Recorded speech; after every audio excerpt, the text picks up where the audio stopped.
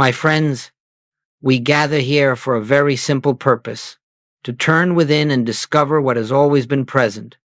Though hidden behind centuries of misunderstanding, nearly every form of human suffering, every fear, every unanswered prayer, every sense of abandonment has arisen from one foundational mistake. Humanity has believed that God is somewhere else. We have imagined a God far above the earth, a God who must be reached through effort, a God who must be convinced to notice us, to bless us, to act on our behalf. And as long as we hold this belief, we remain wanderers in a spiritual desert, searching for water that flows only from the well within. You see, the great tragedy is not that God is distant, but that we have accepted the belief in distance. The presence that Jesus revealed was not a deity dwelling in the sky, but the living reality at the center of your own being. And so long as we look outward with our eyes, with our emotions, with our hopes, we pass by the very source we seek. This misconception has shaped religions, shaped theology, shaped our prayers, shaped our fears, yet Jesus, with such gentleness, turned our attention in another direction when he said, "The kingdom of God is within you." It was as if he were saying, "Look no farther, stop your searching. The one you long for is already here." Joel Goldsmith, throughout all his teaching years, gave only one message in countless forms, and it was this: God is not out there. The infinite is not separate from you. The very consciousness by which you hear these words, the very life that beats your heart, is the presence of God expressed as your being. Everything we do today begins with this recognition, not belief, not hope, but recognition. For to the degree that you believe God is elsewhere, to that degree you experience separation. And to the degree that you recognize God as the essence of your own life, you begin to awaken to the truth that has been present all along. So let us begin here quietly, honestly, without strain. Let us acknowledge that perhaps the problem has never been that God is silent, but that we have been listening in the wrong direction. Let us open ourselves to the possibility that the kingdom we have pursued with such effort is not a destination to reach, but a reality to uncover. The presence is here. The presence has never left. And as we move deeper into this teaching, you will find that the distance you have felt between yourself and God dissolves not by effort, but by realization. This is the beginning of our journey today.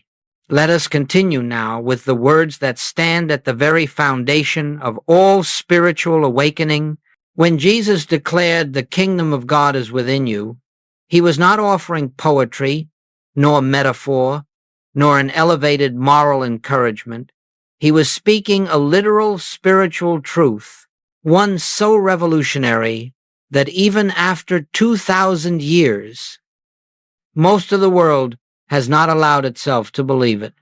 Humanity has searched for the kingdom in churches, in rituals, in holy places, in sacred books, in emotional experiences, and yet Jesus pointed quietly to an inner dimension that cannot be found by the senses at all. If the kingdom were something outward, you could find it with effort. You could walk to it, study your way into it, behave your way into it, repent your way into it. You could observe certain practices, follow certain rules, give certain offerings, and perhaps one day attain it. But Jesus denied all such notions with a single sentence. The kingdom of God does not come with observation. You cannot see it with your eyes. You cannot locate it in a place. You cannot discover it in time. For it is already here, and it is already complete, residing not in the world around you, but in the depth of your own being. This is why so many seekers remain seekers. They strive outwardly for what exists inwardly. They pray for a God they imagine to be far away. They fast, hoping to attract divine attention. They plead for blessings, believing the kingdom must descend from heaven. But the Master said no such thing. He said the kingdom is within you now, not later, here, not elsewhere, present, not pending. The kingdom is not coming to you. It is waiting to be recognized. When Joel Goldsmith read these words, he understood their meaning not through intellect but through experience. He discovered in the silence of meditation that the presence Jesus spoke of was not separate from the life that animated him. And once he recognized this, the teachings of Jesus unfolded like a map, revealing the terrain of the inner world, the miracles, the healings, the peace that radiated from the Master were not supernatural demonstrations, but expressions of one who had realized his oneness with the infinite within. We too must come to this understanding if we are to awaken spiritually. The kingdom is not the reward for good behavior. It is not a place we enter after death. It is not a realm reserved for saints or mystics. The kingdom is the eternal presence of God, and it is present within every individual as their very being. It awaits only acknowledgement. It awaits recognition. And the moment you turn within, not with effort, but with openness, you begin to sense what Jesus knew so completely, that the Father and the kingdom are ever where you are. Let us hold this truth gently in consciousness. The kingdom is within, and if it is within, then nothing stands between you and God but belief. As we proceed, you will see that the entire spiritual life is not a journey toward God, but a journey away from the belief that God is elsewhere. As we move deeper into this unfolding truth, let us turn to the heart of Joel Goldsmith's realization, the insight that illuminated all his teaching and healing work. God is the very consciousness of the individual. This was not an intellectual conclusion he arrived at, nor a doctrine he inherited. It came to him in the silence, in those sacred moments when the human mind grows still enough for the infinite to reveal itself. Goldsmith discovered that the presence we call God does not act upon us from the outside. It is not a power traveling from heaven to earth, blessing one person and passing another. Rather, the presence lives as the core of our being, functioning as intelligence, as life, as awareness, as the very capacity by which we know anything at all. When you hear these words, when you breathe, when you become aware of your surroundings, the faculty that perceives is not separate from God. That perceiving consciousness is the activity of the infinite expressing through you. This insight is the cornerstone of his teaching. God is not a distant cause, nor a divine observer, nor a supernatural force somewhere beyond reach. God is the life that lives you. God is the mind that thinks through you. When you surrender the personal sense of mind, God is the substance of your being, the essence of your awareness, the presence that goes before you and prepares every step of your path. Goldsmith understood that to recognize this is to stand in the same realization from which Jesus spoke, healed, and lived. It is important to understand what this means and what it does not mean. It does not mean that your human personality is God, nor that your ego has divine status.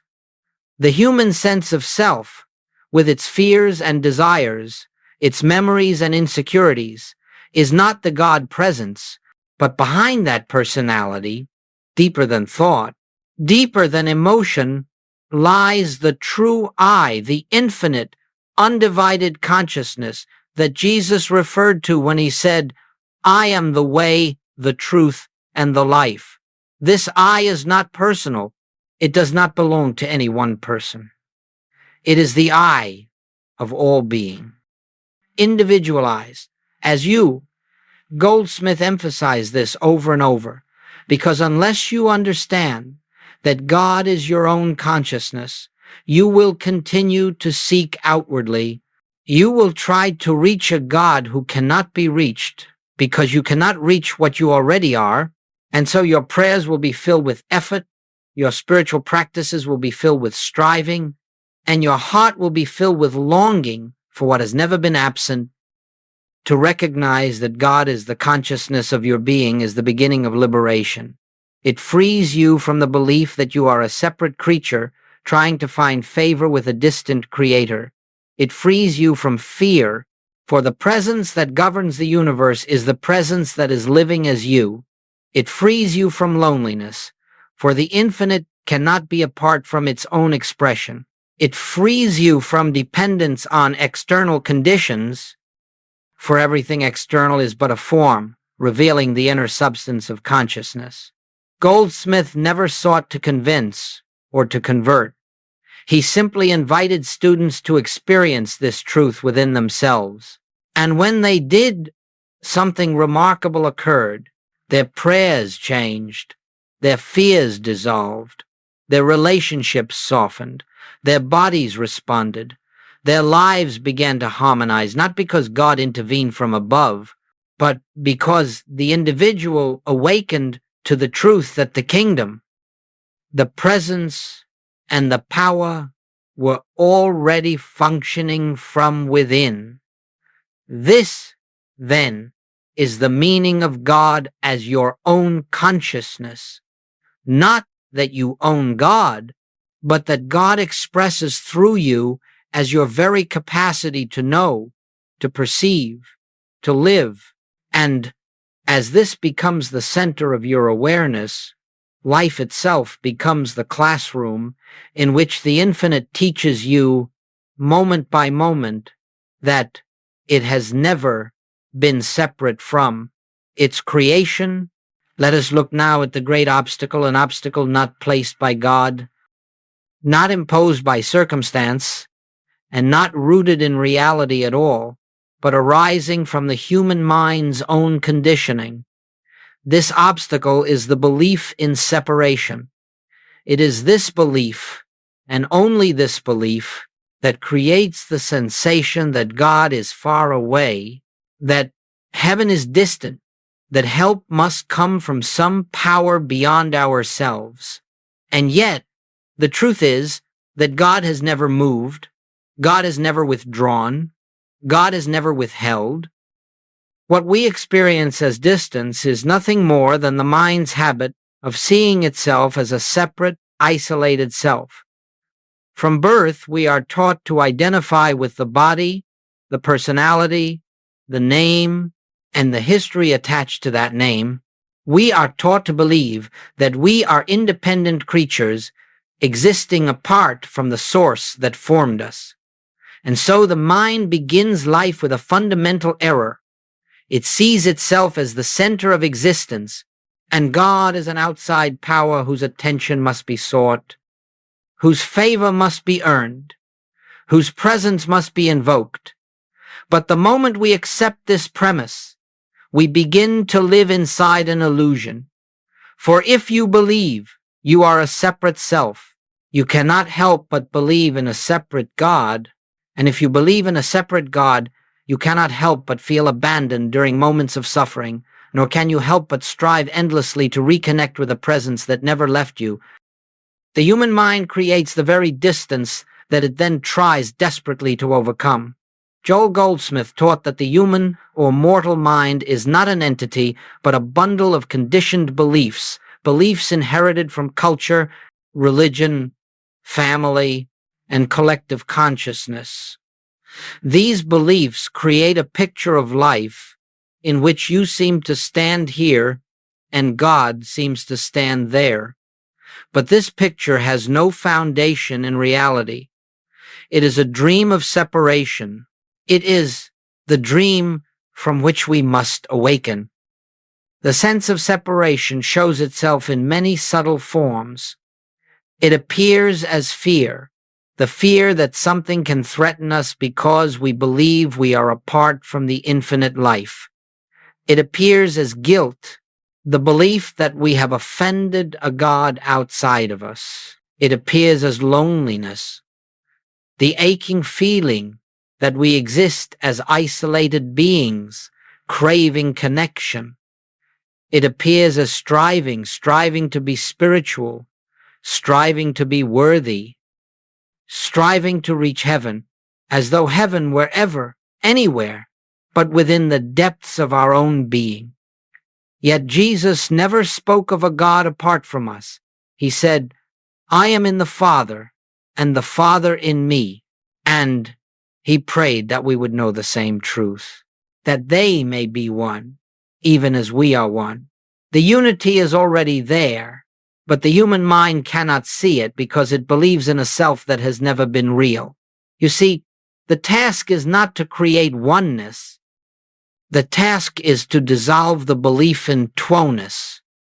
When the mind's habitual identification with the separate self loosens, even for a moment, a great stillness opens, and in that stillness, the sense of separation begins to fade. You realize you are not standing apart from God, you are standing in God. You realize you are not searching for a presence, you are living as its expression.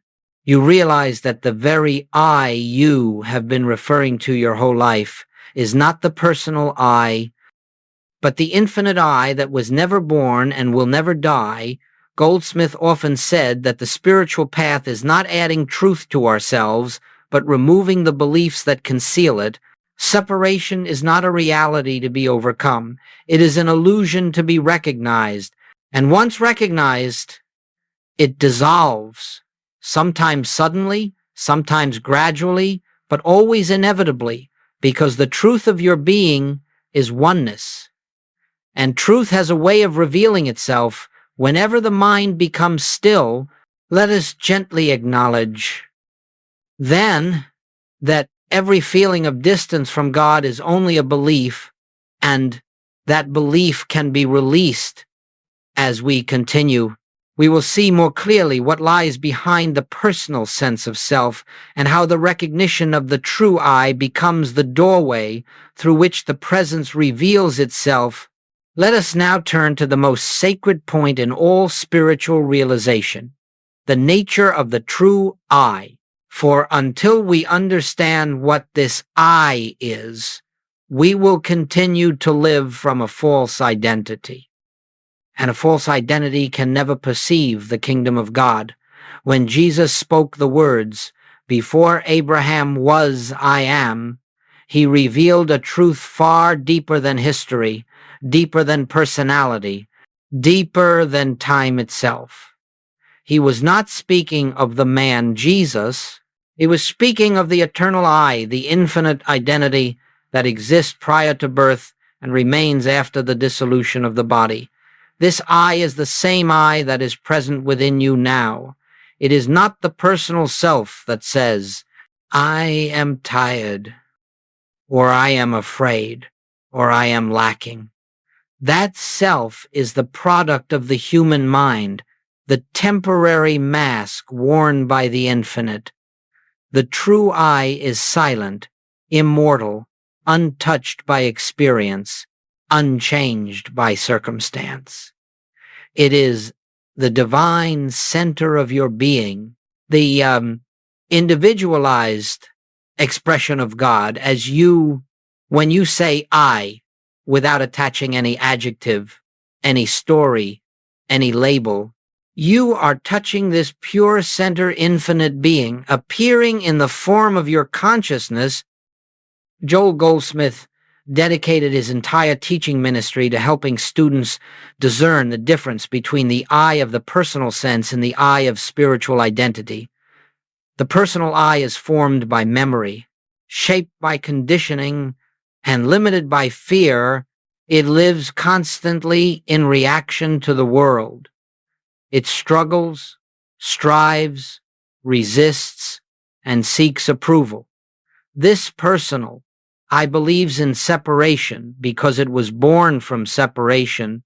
It is the sense of self the world gave you, and it is not your true identity. But deeper than the personal I, far deeper, there is the I that does not change. This is the I that witnesses your thoughts, yet is not made of thought. This is the I that observes your emotions, yet is not touched by emotion.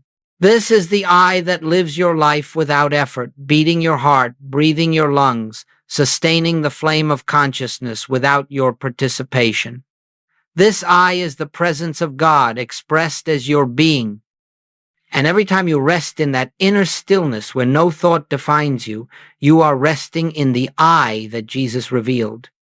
When you speak from the personal self, you speak as a limited creature. But when you speak from the deeper I, you speak from the kingdom. You speak with the authority of truth, not because you claim power, but because power expresses through you as realization. Every healing Jesus performed, every teaching he offered, came from this recognition of the true I. He did not say, the Father and I are separate. He said, I and the Father are one. And Goldsmith understood this as the universal truth of all being, not a privilege reserved for the master alone. The spiritual path, then, is not the refining of the personal self. It is not the improvement of the human I. It is the recognition of the spiritual I that has always been present. When you stop identifying with the limited self, even for a moment, a profound shift occurs. You begin to sense a spaciousness within a quiet light, an unconditioned awareness. This is the birthplace of realization. This is the threshold of the kingdom, and this is the I that speaks, lives, and moves as the presence of God.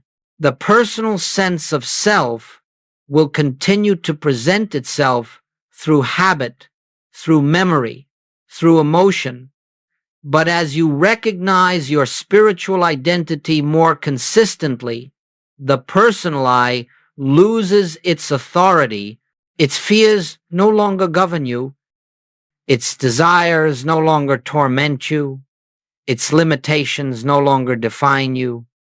And gradually, you live more and more from the truth that the real I is divine, infinite, and whole. Let us hold this gently. The true I of your being is the I of God. And when this becomes the center of your awareness, the illusion of separation fades and the presence becomes a living reality in your daily life. As we continue our journey into the deeper understanding of spiritual life, let us turn our attention to prayer. Perhaps the most misunderstood aspect of our relationship with the divine.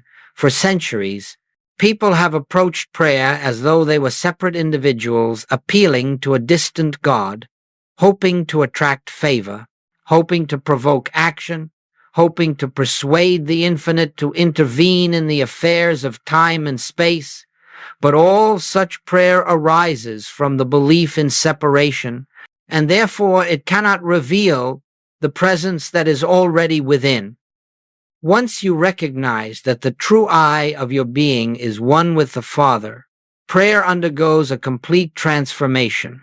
It ceases to be asking. It ceases to be pleading. It ceases to be the attempt to change, alter, or influence external conditions. Instead, prayer becomes an inner resting in the truth of your oneness with the infinite. It becomes a quiet communion, a listening, an opening to what already is, rather than an effort to achieve what is not yet. Consider what this means. When you believe God is outside of you, your prayers naturally take the form of requests. But when you discover that God is the very consciousness of your being, you realize there is nothing to ask for. What would you request from a presence that is already expressing as your life? What would you beg from a source that is already flowing through your being as love, intelligence, harmony, and supply? To ask is to imply lack, and lack exists only in the belief in separation. As the sense of separation dissolves, so does the need to ask. Joel Goldsmith taught that the highest form of prayer is receptivity. Receptivity to the truth that the kingdom is within, that the presence is here, that the infinite is expressing itself as the very activity of your consciousness. This prayer does not seek to change God or change the world. It seeks only to change our inner perception so that we may see what already exists in the invisible realm of spirit. When prayer becomes recognition rather than request, something subtle and remarkable begins to happen.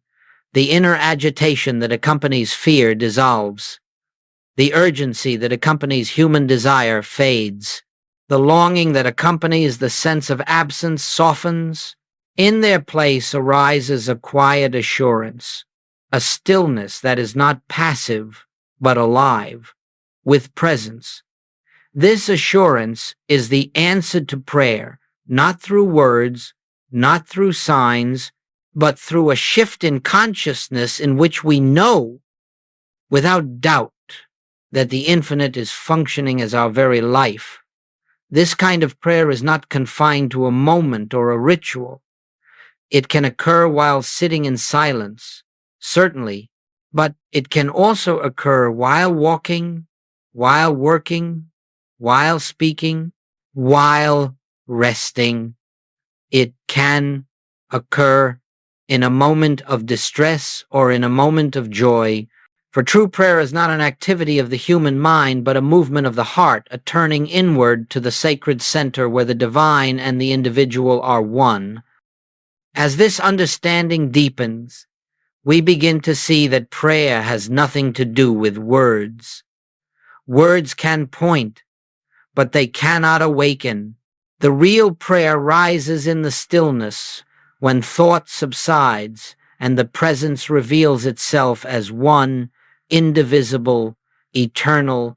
This is the prayer that heals, not because it changes conditions, but because it reveals the truth behind all conditions.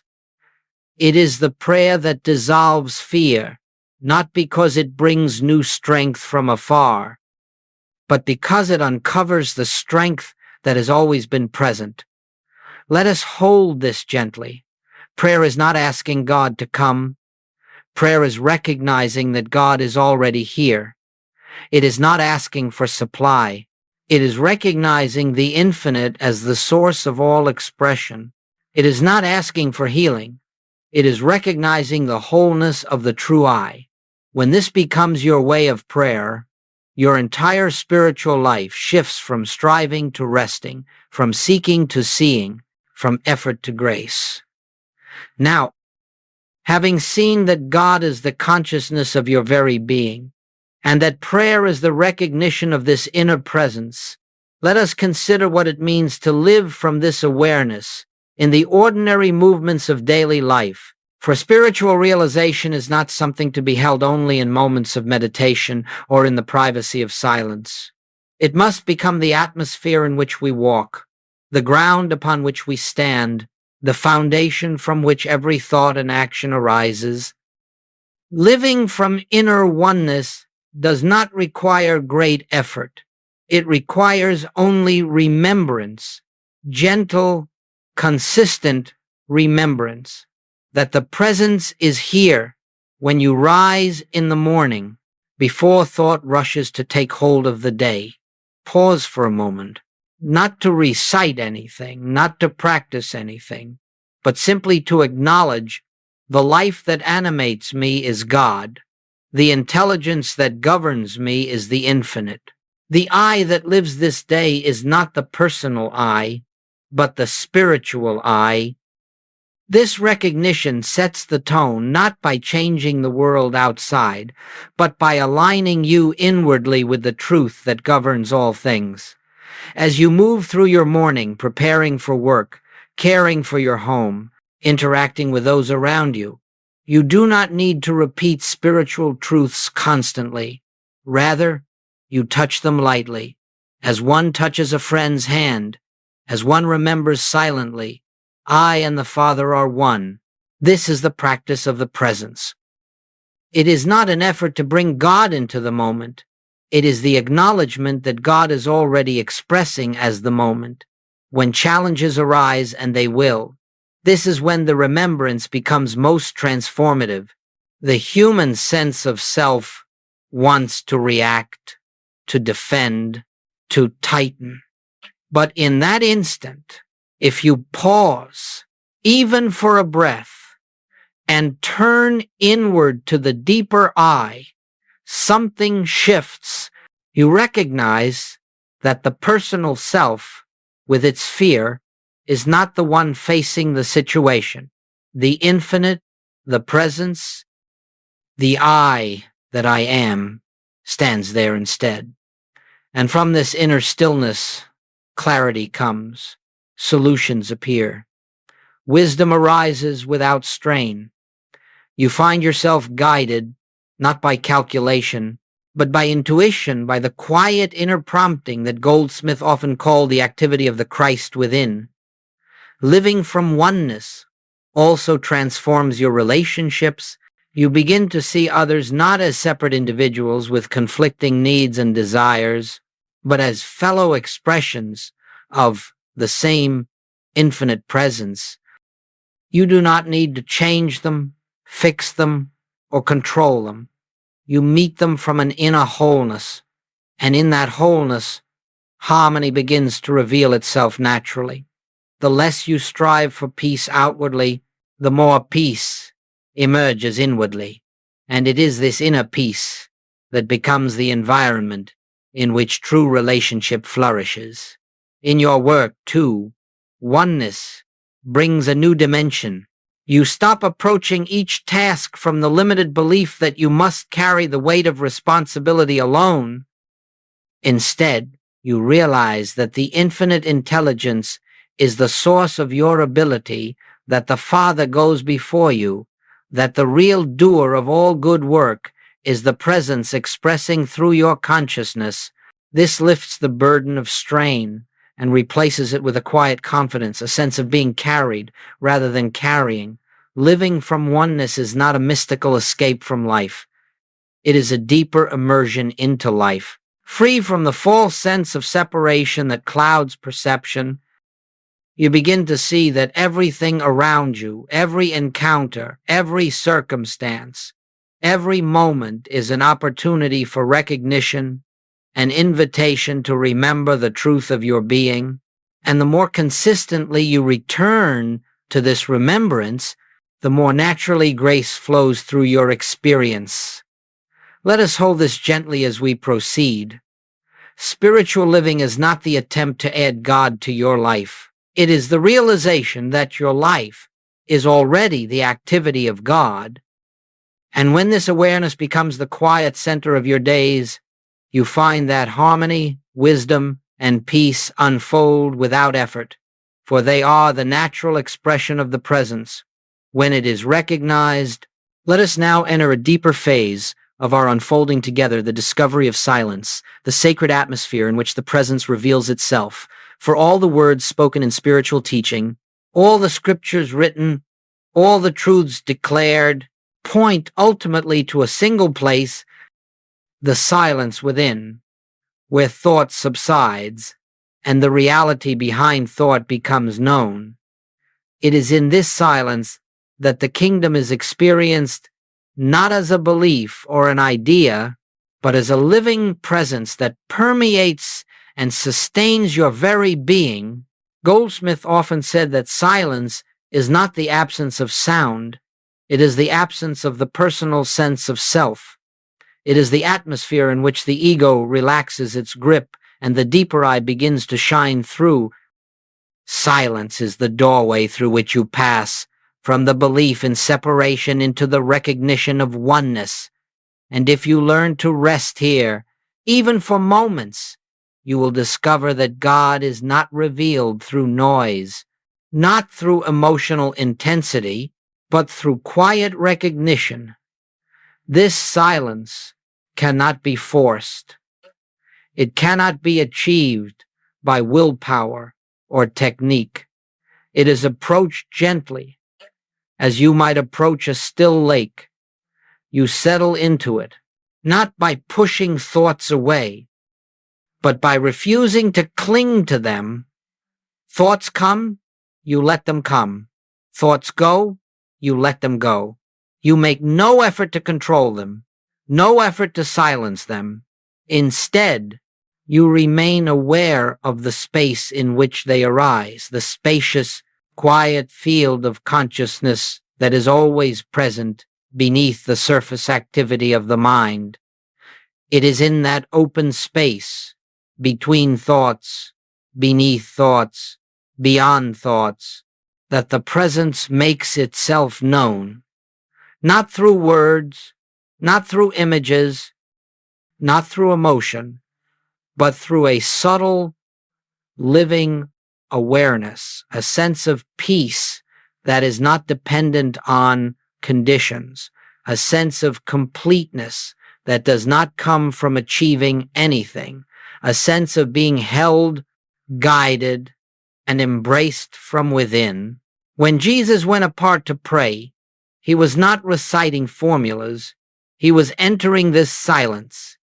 When the prophets withdrew into the wilderness, they were seeking this inner sanctuary, and when Joel Goldsmith sat in meditation before his classes, he was not preparing material. He was opening himself to the presence, allowing it to speak through him as spontaneous revelation. You, too, can enter this sanctuary, and you need not go to a mountaintop or retreat from the world. The silence is always here. It waits behind the noise of your thoughts, behind the activities of your day, behind the emotional storms that rise and fall.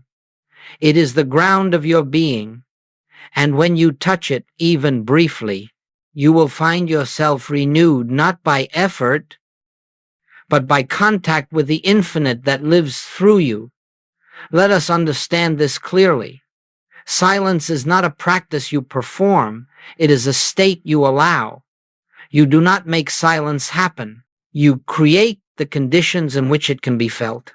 You simply grow quiet within yourself, gentle, receptive, open, and the presence reveals itself in its own way, in its own time, in its own rhythm. This revelation is not dramatic. It does not arrive with fanfare. It is more like a soft dawn rising behind your awareness, illuminating everything without announcing itself. And from this silence flows guidance. From this silence flows healing. From this silence flows intuition, wisdom, harmony, not because you asked for these things, but because the presence, once recognized, expresses its nature effortlessly. You begin to live, not by outer striving, but by inner unfolding.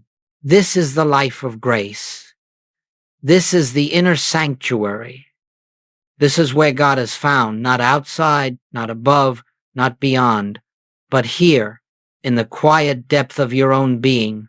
Hold this truth gently. The silence within you is the temple of the Most High, and whenever you enter it, even for a breath, you are touching the kingdom. As we come gently to the close of this time together, let us return once more to the simple truth from which everything we have spoken arises, the truth that God is not afar, that the kingdom is not distant, that the presence is not waiting to arrive. God is the very life that animates you, the very consciousness through which you hear these words, the very essence of your being. And all that has been shared today is but a call to return to that center where the infinite and the individual are recognized as one. The spiritual journey, when truly understood, is not a path of becoming, it is a path of uncovering. We are not striving to reach God. we are being gently led away from the belief that God is somewhere else. We are not building a bridge to heaven. We are discovering that heaven has always been the foundation of our existence. Every moment of quiet recognition, every pause in which we remember the deeper I, every breath in which we release the personal sense of self, brings the realization of what has never changed. I and the Father are one. As this truth settles into your awareness, life itself begins to take on a new quality. The pressures that once seemed overwhelming soften. The fears that once dominated fade. The striving, the searching, the anxious longing for answers gives way to a deeper trust, a quiet assurance that the infinite intelligence, which governs all creation, is the same intelligence living your life. And when you rest in this assurance, you find yourself carried not by effort, but by grace. I invite you, as you move forward from this moment, not to cling to the words spoken here, but to the spirit behind them.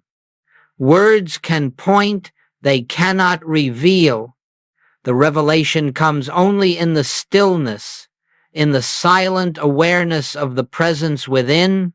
It comes when you take a moment in the midst of your day to turn inward and remember the kingdom is here. It comes when you pause before reacting and allow the deeper I to guide you. It comes when you release the belief that you face life alone and recognize the infinite as your constant companion, your source, your very self. Let this teaching be a reminder, not a doctrine.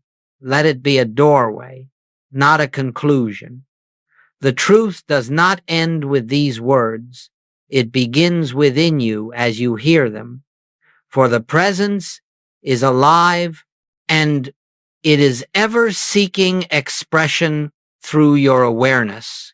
If you will simply allow it quietly, gently, humbly, you will discover that the life you thought you were living alone is in fact the life of God unfolding as you. And so let us leave quietly, carrying with us not new ideas, but a deeper realization that God is not out there, that the kingdom is not far off, and that the true I of your being is the infinite appearing as your consciousness live from this center. Return to it often, and you will find that peace, harmony, wisdom, and grace rise naturally from within, revealing the truth that has always been. The presence is here, and it is I.